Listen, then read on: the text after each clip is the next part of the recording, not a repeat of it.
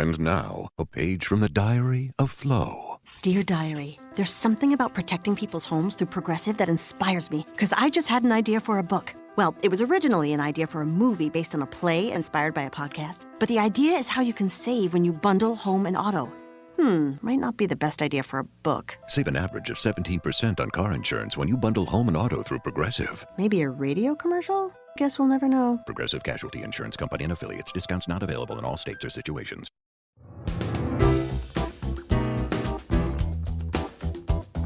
Major support for Out to Lunch is provided by the law firm of Jones Walker, established in 1937 with over 375 attorneys in offices throughout the U.S., providing a comprehensive range of services to a local, national, and international client base. JonesWalker.com. And by Hancock Whitney. Hancock Whitney is here for families, here for businesses, here for communities during this challenging time. Visit HancockWhitney.com/COVID-19 for the latest. And by Short & Associates, legal recruiters in Louisiana and Texas. Welcome to this special edition of Out to Lunch Louisiana. I'm Peter Raschuti in New Orleans.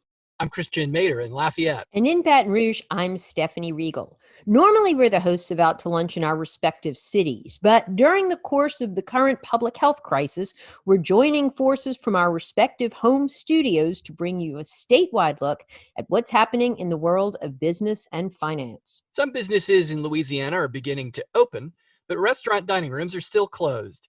In Lafayette, when the French press reopens, we'll go back to hosting Out to Lunch there. Until then, they're doing curbside takeout, and you can get the regular French press menu items or a family dinner delivered through Waiter or Grubhub and directly from the restaurant, 337-233-9449. In New Orleans, the restaurant that normally hosts Out to Lunch, Commander's Palace, is closed, but their wine cellar is open for pickup or Orleans Parish delivery with over 35,000 bottles for sale. Find out more at commanderspalace.com. Here in Baton Rouge, Mansur's on the Boulevard is open for pickup and delivery. You can order by calling them at 225-923-3366. Whenever we get into any kind of real serious financial trouble like the recession of 2008 or the economic slowdown we're in now, we're confident the world is not coming to an end. The reason we're so certain that the financial system is not going to crash is because we believe the Fed is not going to let it. The Federal Reserve is a central bank of the United States. It's actually a series of 12 Federal Reserve banks. Here in Louisiana, we're in the Federal Reserve's 6th district. It's anchored by the Federal Reserve Bank of Atlanta. The vice president and regional executive of the Federal Reserve Bank of Atlanta is Adrian Slack. Adrian, thank you so much for joining us today. Oh, you're welcome. Thank you for having me. I want to start by taking you back to a statement the chairman of the Fed, Jerome Powell, made on April 9th. He said, the Fed will provide up to $2.3 trillion in loans to support the economy. This funding will assist households and employers of all sizes and bolster the ability of state and local governments to deliver critical services during the coronavirus pandemic. In other words, on April 9th, the Fed gave the United States $2.3 trillion. Now, the Fed is not actually printing money, but on April 9th, it did, in fact, create $2.3 trillion that didn't exist on April 8th. Can you explain how that works? Well, that's, in a sense, the beauty of being the central bank. So there are a couple of ways that this happens today. As you mentioned, we're not necessarily printing money. Where would you store that much money, for example? A lot of that happens digitally today. So as the Fed, there are a number of programs that we have rolled out since the pandemic, and we are being backed or funding those in a couple of ways. So some of those instruments that we are using to support the credit markets, and what you're referring to specifically is municipalities, some of those things are have the backing of the Treasury. So the Treasury is actually providing the equity there and is the backstop for the Fed. Other instruments that we have, that money's created digitally.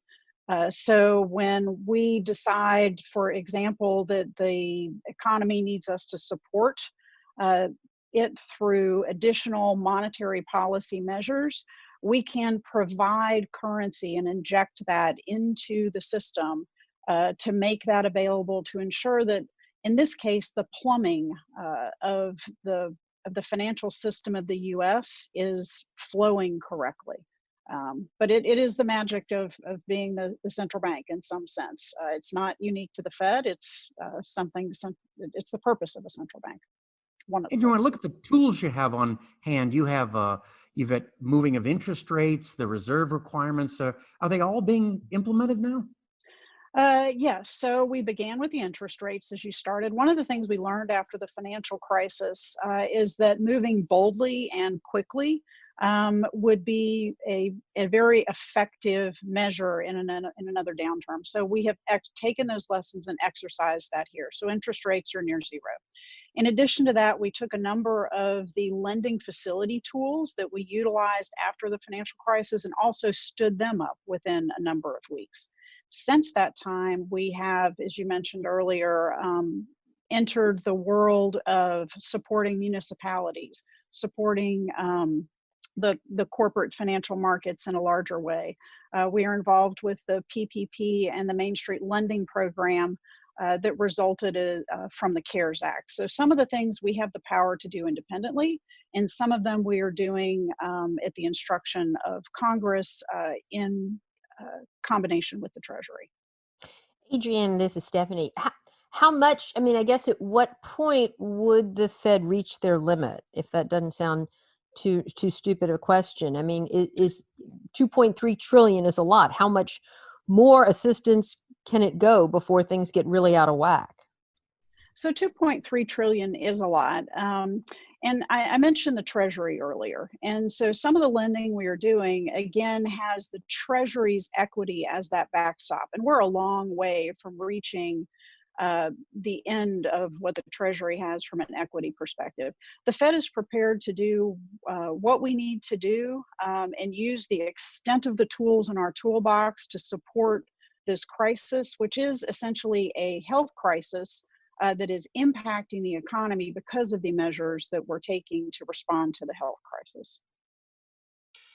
So you mentioned that interest rates have, are near zero. They've been pretty low for a long time. And I mean, that even before the pandemic, this was something that, like I said, become a matter of political dispute. The President of the United States even put pressure on this. I mean, it does sort of raise this question of if the economy can function this well at low interest rates, why do we even bother raising them? Well, the monetary policy tools that the Federal Reserve has really stem back to our dual mandate from Congress, and that's price stability and full employment. And so part of how we interact with the economy through monetary policy is the interest rate. It's one of our most significant tools, but it's a very blunt instrument. So the financial crisis in 2008 was very severe, and we needed to drop interest rates to the levels that they were dropped, even at that time, close to zero, to ensure that we were providing an environment where the economy could grow, where businesses could borrow to build and to employ workers, for example. That money that we injected at that period of time, part of why interest rates have remained low and have not increased like you would think they would, is because a lot of that money went into banks to help build their capital. So if you think about it from the aspect of the money we put in the system is meant to generate business. In this particular case, what happened after the financial crisis is a lot of that money went into the bank's balance sheet. And as a result, banks today are in a very stable position going into this crisis and have the ability to lend in this crisis because of that. So is there a risk that interest rates could increase from that activity? Yes. We're a far way from that, and we are committed to keeping interest rates low to support the economy recovering from this event for as long as they need to be. And then at some point we will respond with interest rates moving in the other direction is to ensure the economy doesn't overheat. So your question of why do we bother? At some point you need to encourage economic activity, and at some points you need to really pull back the reins on that economic activity so you don't overheat the economy and get into an unhealthy environment. And that's one of the things you keep hearing in the financial press now is that these actions are certainly necessary, they're helpful, but will it lead to a lot of inflation down the road, which we haven't seen for years? What do you think? Well, again, I'll never say never, but certainly we are a long way from that at the moment. We'll take the price of oil, for example. There is a very much downward pressure on the price of oil today, stemming from a number of things, but too much supply, basic economics, is generating a lot of that downward pressure. For interest rates to increase and accelerate, you really have to have, if you think about where we were prior to this crisis, we were in a very healthy place. We were had close to full employment, I think, by a lot of people's measures. There was still some work to do. The banks are healthy. The economy was growing, and interest rates were pretty well anchored, not quite at our 2% target, but close to it. And this being a health crisis causing an economic crisis, again, I'll never say never that they're not going to spike up, but we well handled and managed that process after the financial crisis, and I have every confidence we will manage coming out of this one in the same manner and use our power of monetary policy to increase interest rates to prevent that from coming when the time is right. We are nowhere near the time being right at this point. Adrienne, real quickly, because you've mentioned that a couple of times, we're a long way away from that. We don't have to worry about that yet. Can you quantify that time? How much time before we have to worry about inflation or before we have to worry about printing too much money? So I'm asked that question a lot. How much time? And unfortunately, certainty is not something we have with this particular crisis.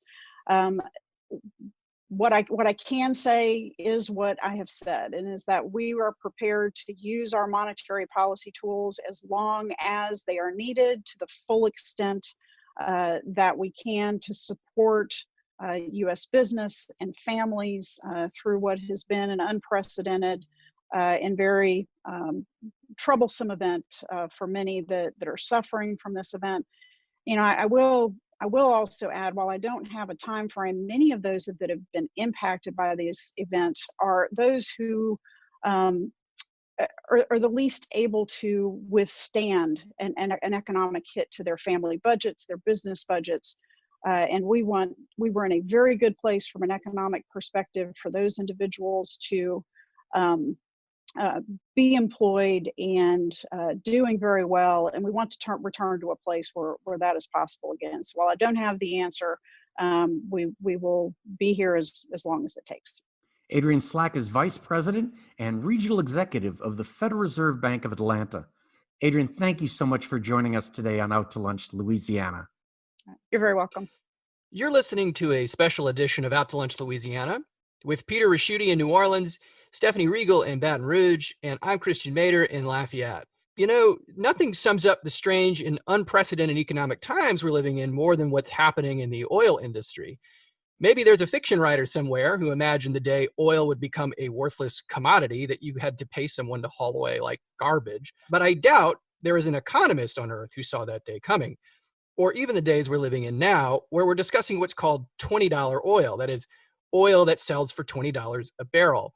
The problem is Louisiana's independent oil producers need $37 a barrel to break even, according to the Louisiana Oil and Gas Association. They're warning that $20 oil could kill off the energy business in Louisiana if prices stay that low for long, and things weren't going so well for the industry going into the pandemic.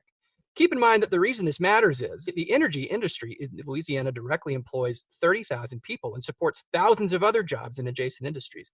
Altogether, that accounts for $2 billion in annual state taxes. So whatever happens to the oil business in Louisiana affects us all.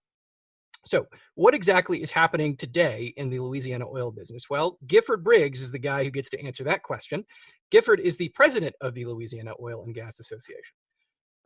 Gifford, the oil industry has always been boom or bust. Things were slumped a little before the pandemic, and there didn't seem to be any good reason to believe a boom was on the other side of it. So it looks like we're going to need a more robust survival strategy than, well, let's wait for better times to come around. You've pushed for some near-term relief based on long-term policy goals for the industry, lower taxes, cutting environmental regulations, ending coastal lawsuits. But the scale of this problem is immense, so long as commerce is depressed and the baseline outlook wasn't so great either. Beyond the legislative agenda, what is the industry going to do to stay afloat? Well, I mean, I think that the oil and gas industry is doing the same thing that any other business would do when you see the value of your product, drop by over 80%, and that you start looking at ways to cut cost and tighten your belt. And then you begin to look at essential employees and workforce. And is there an opportunity here to eliminate some positions and maintain key personnel? The reality, when prices are as low as they are, we're producing less. We're certainly not investing in drilling new wells. See, the challenge we have is that, if prices rebound and we let everyone go, we're going to need that workforce back. And oftentimes, people go into you lose key people, or they go into other industries and you can't get them back. And so our focus as an association, representing the industry, is try to figure out what we can do, what policies we can put in place to sort of provide a bridge in the short term under these crazy times, to be able to get us so that we are prepared to help move Louisiana forward once we come out on the other side.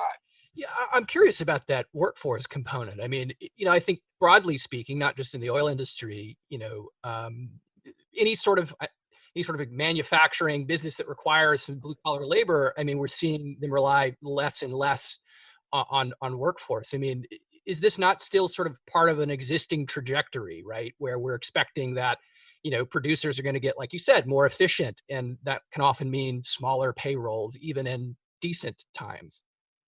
Well, I mean, look, our industry is no different than that. I mean, we're producing, prior to COVID, we were producing more oil than just about ever in our history. And we were doing it with fewer rigs than we've used before because of advancements in technology and horizontal drilling and hydraulic fracturing. Many times, while we have less rigs, the number of people that are involved on a particular project, that number hasn't necessarily gone down. So while it's fewer rigs, it's the same number of people that are working. And so, yes, we're getting more efficient. We're using technology, but most of the time that technology is resulting in, we didn't really have to worry about horizontal drilling and hydraulic fracturing in the 1980s. We just drilled traditional vertical wells. And so there's a whole new service component that goes on with these massively expensive horizontal wells that we're doing to produce all of the shale out in West Texas and in the Haynesville here in Louisiana. Gifford, this is Peter. In the oil field, you often hear the expression, the best cure for low oil prices is low oil prices. Is that still true? Is there a good case scenario going forward? Well, normally what happens when you have low oil prices is you have low gasoline prices. The economy starts booming because people take advantage of cheap energy, and cheap energy is great for an economy. I mean, just generally across the board, when you've got cheap energy prices that, families are out there driving, they're traveling, everything becomes less expensive. There's more money in pockets. The challenge for Louisiana is it's just a little bit of the reverse because of the impact that the industry has.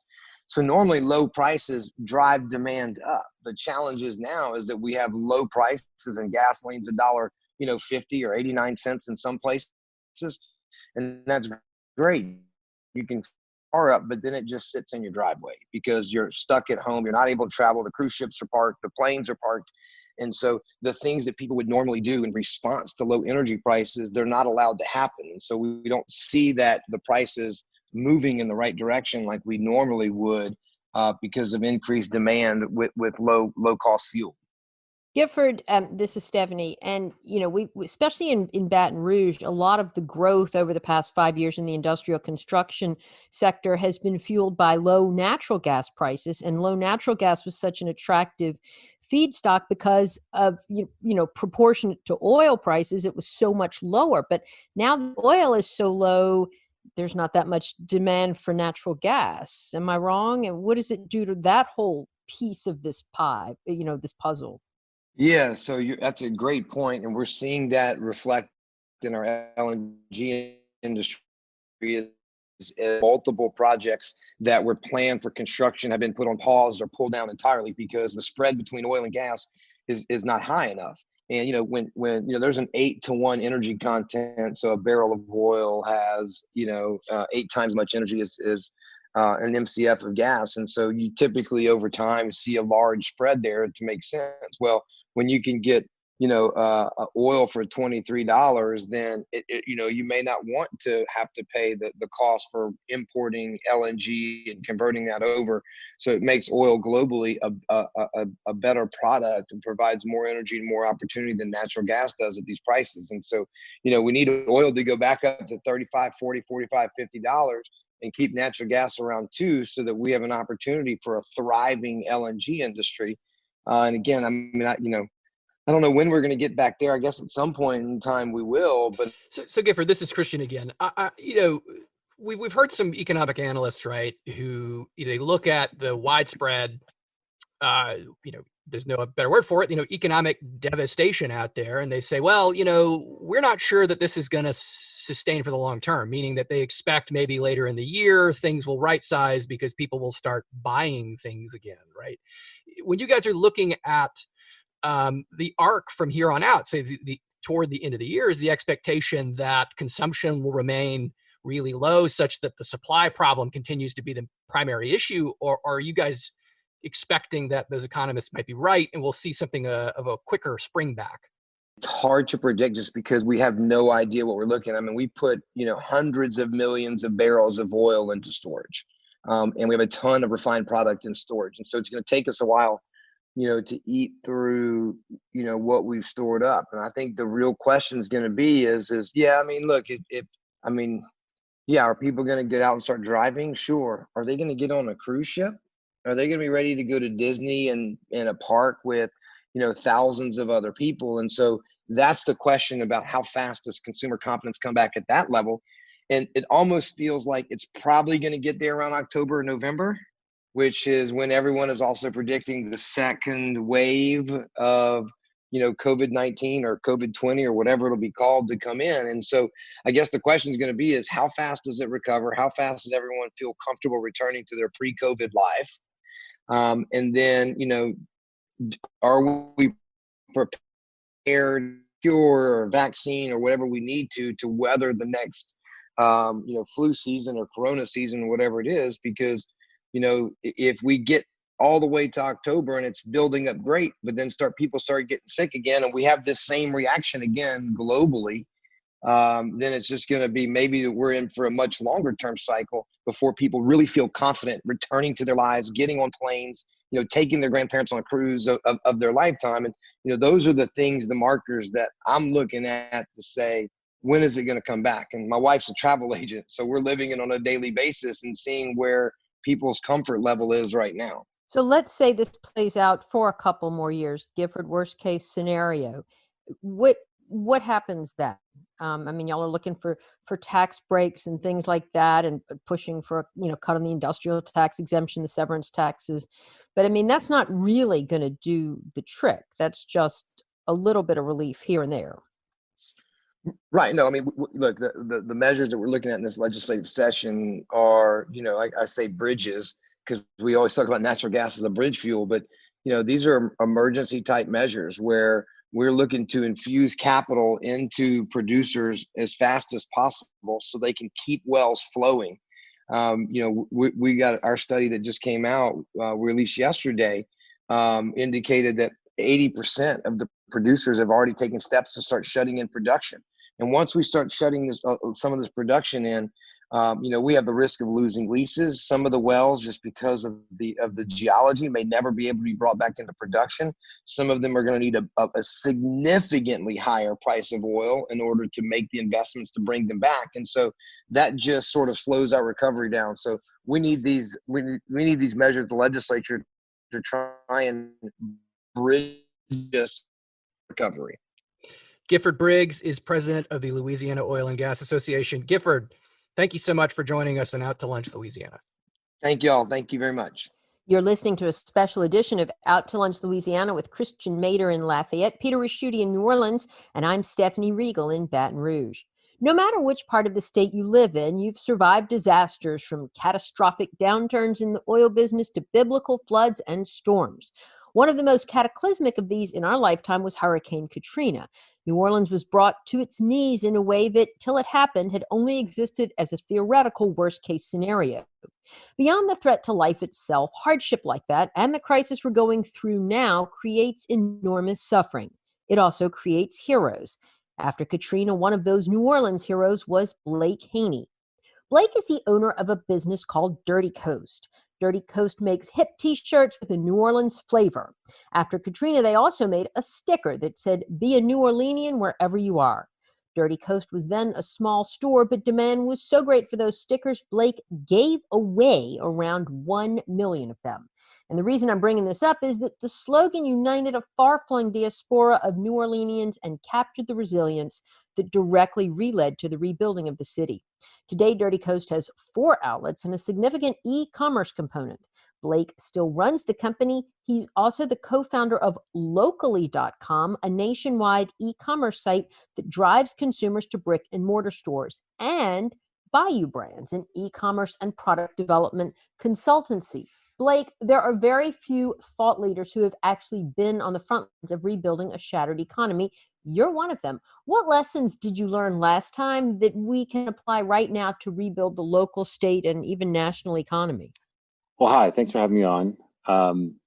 I'd say that my experience with Dirty Coast was a mixture of, like lots of sort of startups, was some luck. It was good timing because we were already building and developing the brand, probably 9 months to or a year before the federal levy failure, and it was something that was already in the works. We were already planning on developing products that were about the city, and it just so happens that when Katrina occurred, there was a need for sort of bringing people together, sharing their pride in neighborhood and place, and there was enormous amount of solidarity, obviously, within folks who were back in town.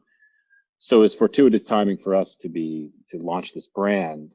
The growth of it over the first 2 years, not necessarily just in sales, as it was still a small operation, but in terms of just audience and response was really amazing for all of us who were involved.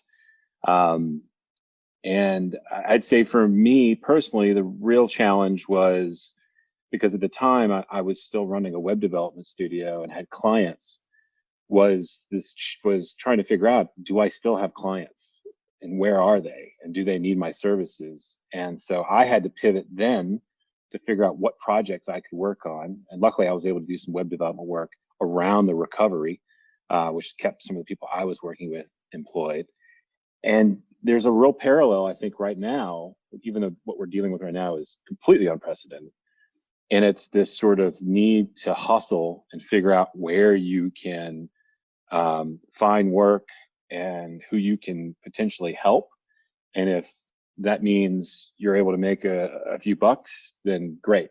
So I think that my experience with Katrina prepared me to some degree for the current one, but now it's the sort of Katrina, it's a global Katrina where no one can leave their home, which is completely new experience for, I think, everyone, literally in the entire world.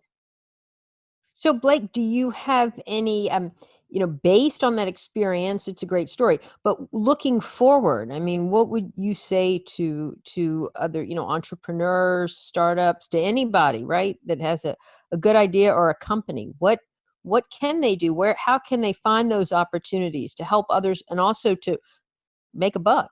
Sure. Well, I have been reaching out to other folks that I know who have been impacted by their entire career potentially being put on hold or needing a complete pivot. Like right now, I'm talking to some of the web streaming and video producers for conferences and festivals. And we're talking about developing an online platform so you could technically have a virtual French Quarter Festival, or you could have a virtual conference.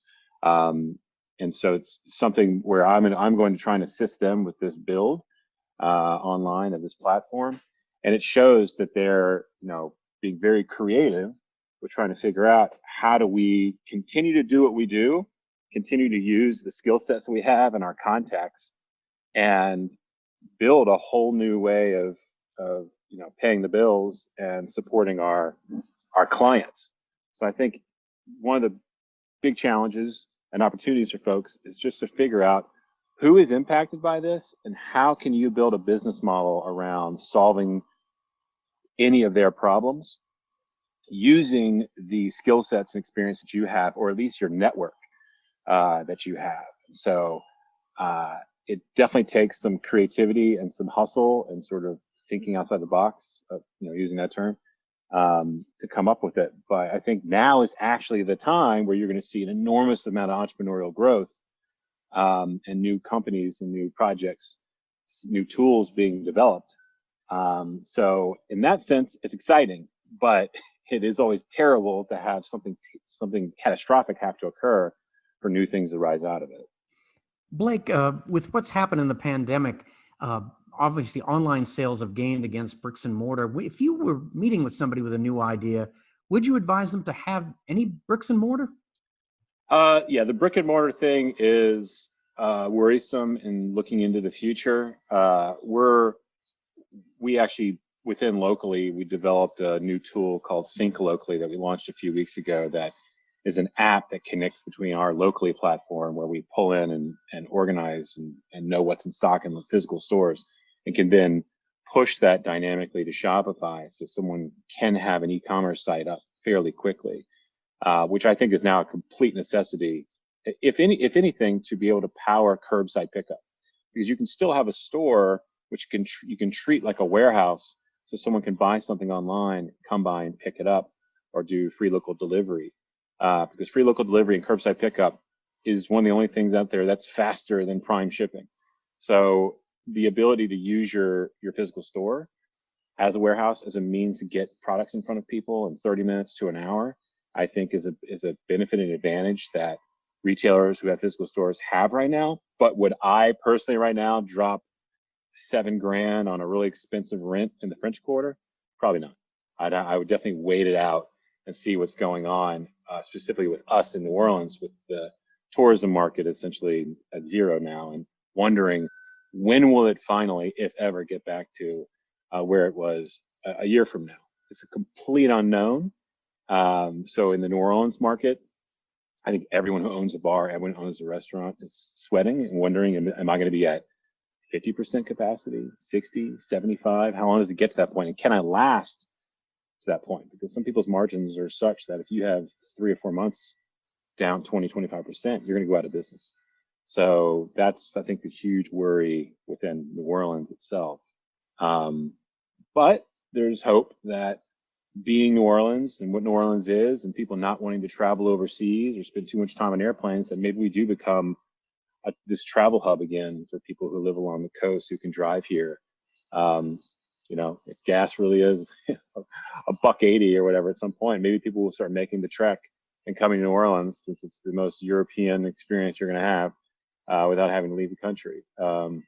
Fingers are crossed by me and everyone else in the city that happens.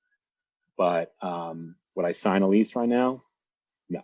Blake, I'm curious, something that you just said, you kind of looking at how small retailers generally have tight margins, right? And one of the things that I've read recently is, the idea that really the conditions of the pandemic are favorable, let's say, relatively speaking, to larger retailers. And the idea being that we could see a lot of consolidation and a lot of mom and pops and stuff. Do you really feel like e-commerce is something that's enough of a lifeline for small businesses to survive beyond that? Or do you think that, consumer habits really are just going to go back to There's definitely going to be a, once again, using the word solidarity with what I experienced with Katrina, there will be a lot of people who want to shop local, who know that if they don't shop local, they're not supporting the person who lives down the street from them, who owns that store. They're not supporting local businesses.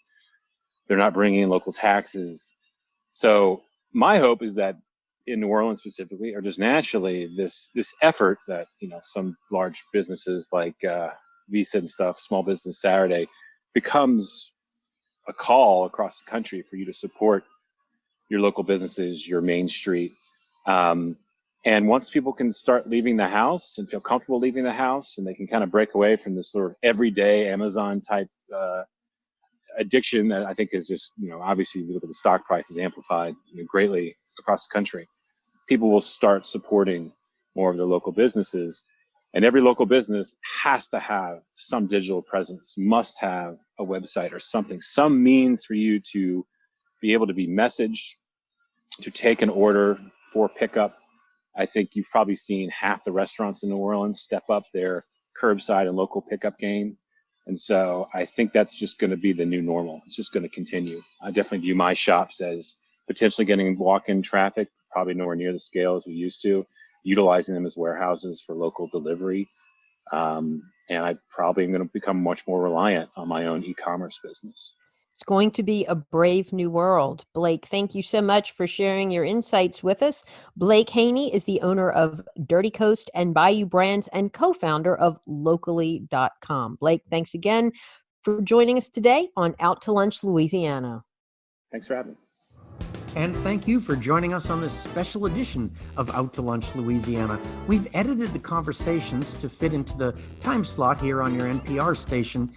You can hear longer versions of these conversations wherever you normally get your Out to Lunch podcast. If you're not an Out to Lunch podcast subscriber, search for Out to Lunch Baton Rouge, or Out to Lunch Acadiana on your podcast app.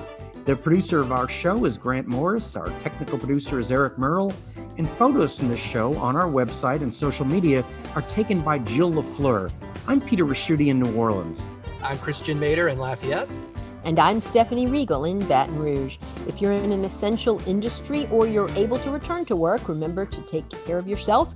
If you're not going to work, stay home and stay safe. We'll see you back here next week for more Out to Lunch, Louisiana. Major support for Out to Lunch is provided by the law firm of Jones Walker, established in 1937 with over 375 attorneys in offices throughout the U.S., providing a comprehensive range of services to a local, national, and international client base. JonesWalker.com. And by Hancock Whitney. Hancock Whitney is here for families, here for businesses, here for communities during this challenging time. Visit HancockWhitney.com/COVID-19 for the latest. And by Short & Associates, legal recruiters in Louisiana and Texas. Mitchell Foreman wrote and performs all the music on Out to Lunch. You can hear Mitchell's music anywhere great jazz is sold or streamed, and at mitchellforeman.com.